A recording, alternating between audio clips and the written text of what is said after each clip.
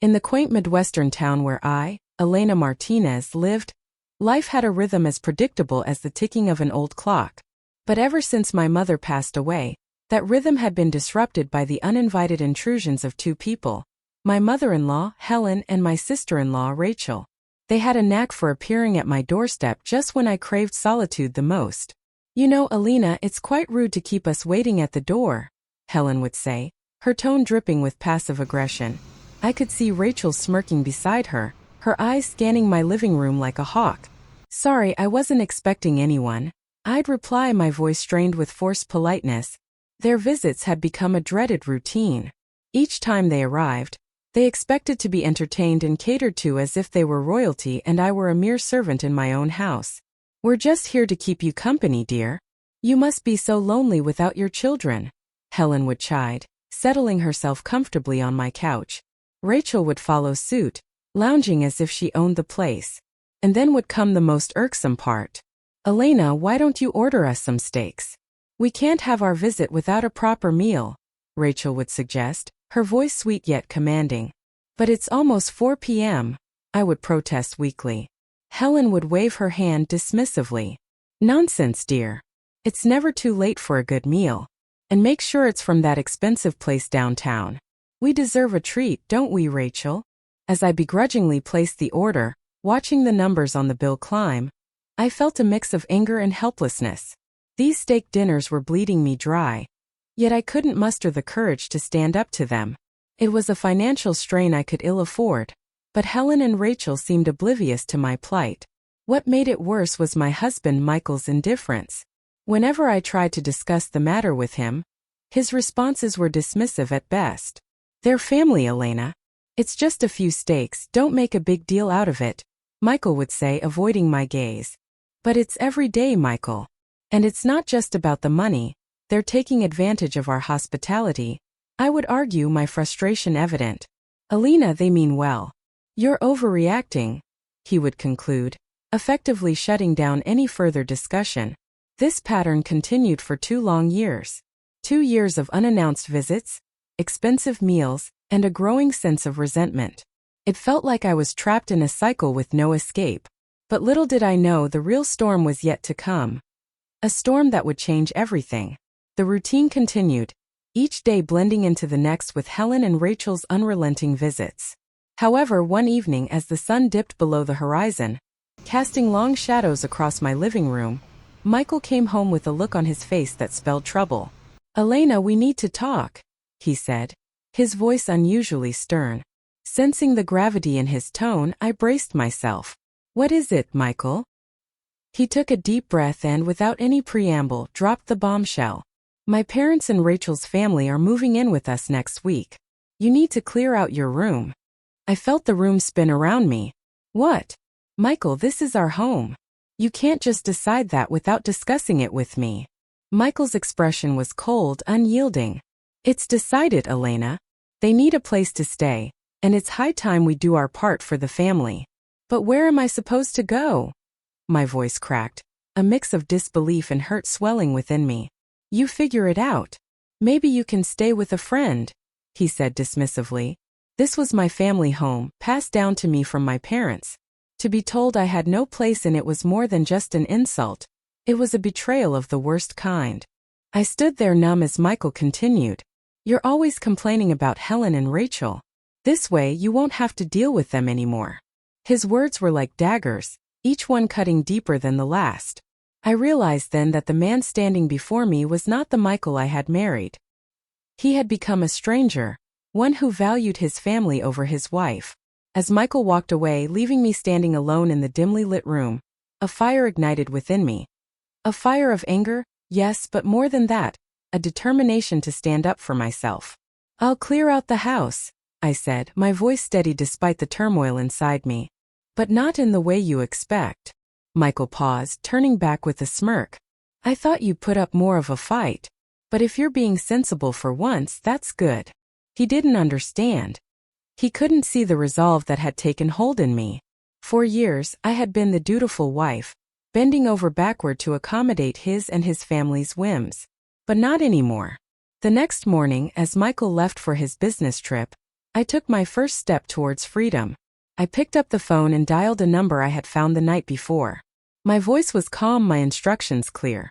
"Yes, I'd like to schedule a pickup for all my furniture and appliances," I said, a sense of empowerment growing with each word. "And I need it done before the end of this week." As I hung up the phone, a sense of exhilaration washed over me. It was the beginning of my revenge, a plan meticulously crafted to turn the tables on those who had wronged me. Michael thought he had won, but he was gravely mistaken. The house would be cleared out, yes, but it would be empty for him and his precious family. I was taking back control one step at a time. The next few days were a whirlwind of activity. I coordinated with movers, arranged for the sale of furniture, and secretly packed my personal belongings. Every item that held sentimental value to me was carefully boxed up, ready to be transported to my new temporary refuge, my son's apartment in the city. As the movers worked, the house began to echo with the emptiness of its soon-to-be barren rooms. Each piece of furniture that left the house felt like shedding a layer of the life I had built here. But with it, a weight lifted off my shoulders. The day before Michael's return, the house stood empty, a hollow shell of its former warmth. I took one last look around, memories flashing through my mind, of laughter, of tears, of moments cherished and now left behind. But this was no time for nostalgia. It was time for retribution. I left a note on the barren kitchen counter, its words succinct. "Michael, as per your request, I have cleared out the house. Good luck with your new living arrangements. Elena." With that, I turned my back on the life I had known and headed to the city, a mix of apprehension and excitement for what lay ahead. Upon arriving at my son's apartment, his welcome was warm but tinged with concern. "Mom, are you sure about this?" he asked, his brow furrowed. "I've never been more certain," I replied, my resolve unwavering. That evening, as anticipated, my phone rang. It was Michael, his voice a cocktail of confusion and rage. "Elena, what the hell have you done? The house is empty." "Yes, Michael. You said to clear out my room." "I took it to mean the entire house," I responded coolly. "That's not what I meant, and you know it. Where are you? What about all our stuff?" "I've taken what's mine. The rest is for you to figure out," I said, a sense of satisfaction creeping into my voice. "You can't do this to me. To us." Michael's voice cracked with desperation. "Funny, I thought the same when you decided to kick me out of my own house," I retorted. The line went silent for a moment before Michael hung up. I knew this was just the beginning, but it was a start. A start to taking back my life and dignity. Sitting in the quiet of my son's apartment, I realized this was more than just revenge. It was a statement. A statement that I was no longer the Elena who would be walked over and disregarded. This was a new chapter, one where I would be the author of my own story. The next morning, the gray light of dawn filtered through the curtains of my son's apartment, bringing with it a sense of anticipation. My phone rang, the caller ID flashing Michael's name. I answered, bracing myself for the onslaught. "Elena, you've got to come back. This is madness." Michael's voice was a mix of anger and disbelief. "I'm not coming back, Michael. You made it clear I wasn't wanted," I replied, my voice steady. "You can't just sell all our things and leave. What about us? What about our marriage?" The desperation in his voice was palpable. "Us? Our marriage?" I scoffed. "That ended when you chose your family over me in my own home." There was silence on the other end. I knew I had hit a nerve. It was then that I revealed the full extent of my actions. "Also, Michael, I've started the process of selling the house. As you so eloquently put it, it doesn't matter who it originally belonged to." "You can't do that, Elena. It's my home too." His voice was rising in panic now. "Not anymore, Michael. And since you're so concerned about family, I'm sure Helen and Rachel can help you find a new place." The line went dead.